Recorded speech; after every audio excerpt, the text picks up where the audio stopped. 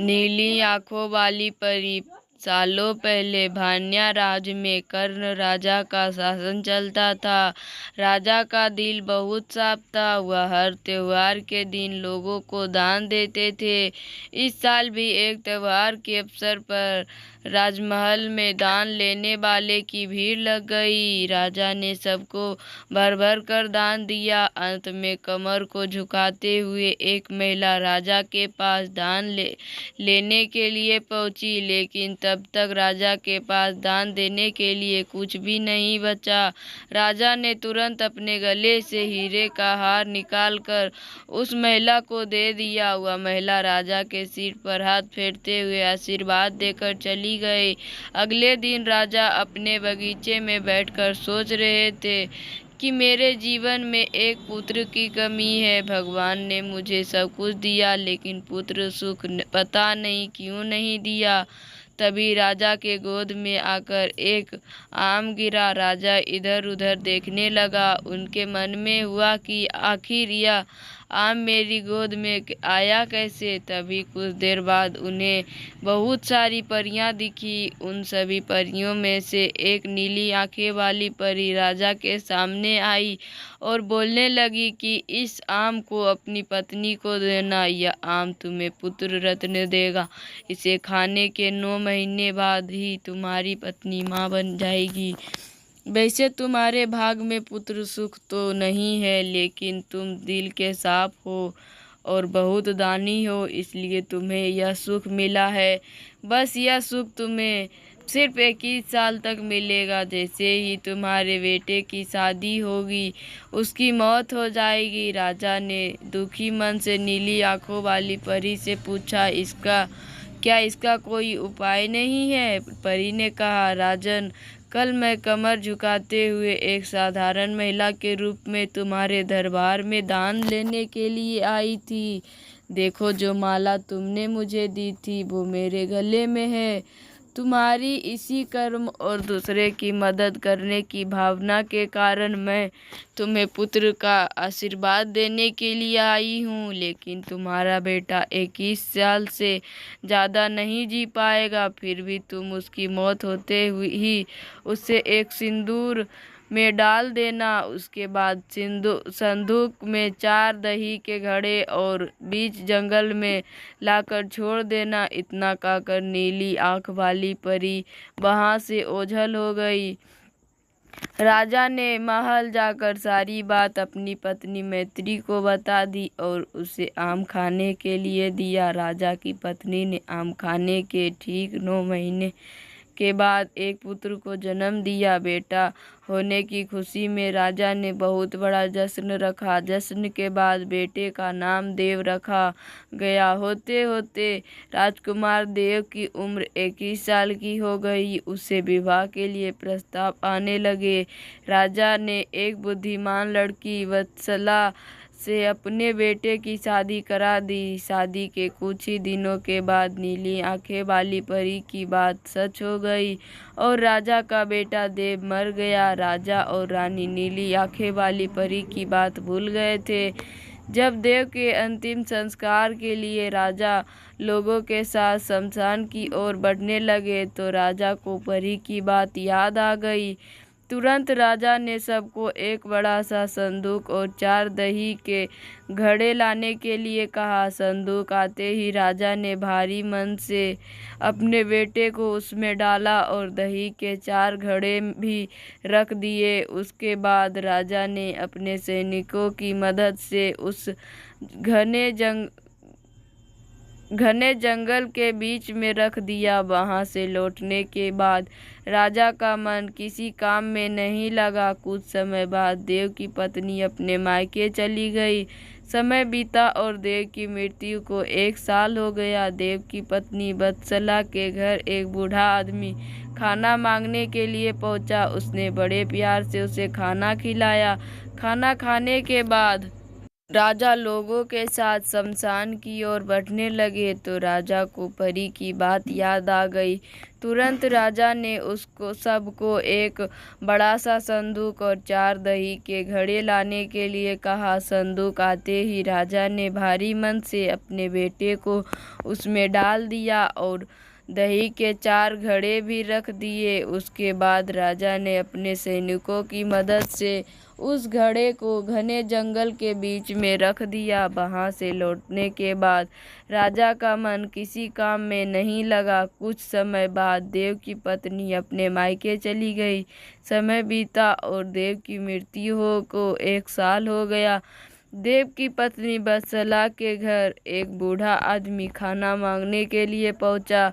उसने बड़े प्यार से उसे खाना खिलाया। खाना खाने के बाद उस भिखारी ने अपना हाथ धोने के लिए दूसरे हाथ की मुट्ठी खोली। तभी वत्सला ने देखा उस मुट्ठी में अपने पति देव की सोने की चेन देखी। वत्सला ने तुरंत भिखारी से पूछा, आपको ये चेन कहाँ से मिली?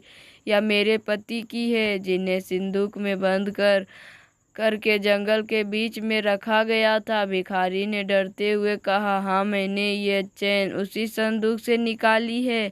वत्सला ने कहा, आप डरिए मत, मैं सिर्फ उस जंगल तक जाना चाहती हूँ जहाँ मेरे पति का संदूक रखा है। भिखारी ने कहा, वह भयानक जंगल है, मैं आपको वहाँ तक नहीं लेकर जा पाऊंगा। हाँ, आप चाहो तो मैं आपको उस संदूक से थोड़ी दूर ले जा कर छोड़ सकता हूँ। वत्सला तेजी से भिखारी के साथ जंगल तक पहुंची। घने जंगल से पहले ही भिखारी वहां से चला गया। फिर वत्सला अकेले अपने पति के संदूक को ढूंढने के लिए निकल पड़ी। वहां जाकर उसने अजीब सी चीजें देखी। उस संदूक के पास बहुत सारी परियां थी। वत्सला पेड़ के पीछे छुपकर उन्हें देखने लगी। वत्सला ने देखा कि सारी परियों के बीच से एक नीली आंखें वाली परी आई है और उसने संदूक में एक लकड़ी देव के मृत शरीर के सिर के पास और एक पैर के पास रखी। तभी देव संदूक से बाहर निकल आया। परियों ने देव को मिठाई खिलाई और दोबारा संदूक के अंदर डालकर लकड़ियों की स्थिति बदल दी। रोज रात को नीली आंखें वाली परी इसी तरह से देव को संदूक से बाहर निकालती और फिर उसी में भेज देती थी। वत्सला डरते हुए उसी जंगल में फल खाकर 3 से 4 दिन तक यह सब देखती रही। एक दिन वत्सला ने भी संदूक खोलकर नीली आंखें वाली परी की तरह ही लकड़ी की स्थिति को बदला। तभी देव संदूक से बाहर निकलकर आया। देव ने जैसे ही अपनी पत्नी को देखा हुआ हैरान हो गया। देव कुछ बोल ही रहा था कि अचानक वत्सला बोल पड़ी, मैं आपको इस जंगल में इस स्थिति में रहने नहीं दूंगी, आपको मेरे साथ चलना होगा। देव ने वत्सला को समझाते हुए कहा, मैं नीली आंखें वाली परी की वजह से ही इस दुनिया में आया हूँ, मैं उनकी आज्ञा के बिना कहीं नहीं जा सकता। तुम मेरे संदूक में रखा हुआ एक घड़ा अपने साथ लेकर मेरे राज्य चली जाओ, वहाँ छुपकर रहना। तुम्हें 9 महीने बाद एक पुत्र होगा, तब मैं तुमसे मिलने आऊँगा। अब तुम लकड़ी की स्थिति बदलकर मुझे अपने पहले की तरह संदूक में जाने दो। वत्सला ने अपने पति के कहे अनुसार ही किया। सबसे पहले संदूक में पति को भेजा, फिर वह दही का एक घड़ा लेकर रूप बदलने के बाद राजमहल पहुंची और रानी की चिट्ठी भेजकर रहने के लिए एक जगह मांगी। रानी ने दया करके उसे राजमहल के पास ही एक कमरा रहने के लिए दिया। जब रानी को पता चला कि वह गर्भवती है तो रानी उसका ख्याल भी रखने लगी। जब वत्सला ने बच्चे को जन्म दिया तो देव उससे मिलने के लिए आया। उस समय रानी पास से ही गुजर रही थी। उन्होंने तुरंत अपने बेटे को पहचान लिया। रानी सीधे देव के पास पहुंची और पूछने लगी, यह तुम्हारी पत्नी है या तुम्हारा पुत्र है? तुम जीवित हो, अब मैं तुम्हें कहीं जाने नहीं दूंगी। देव ने कहा, माँ, मैं आपके साथ नहीं आ सकता हूँ।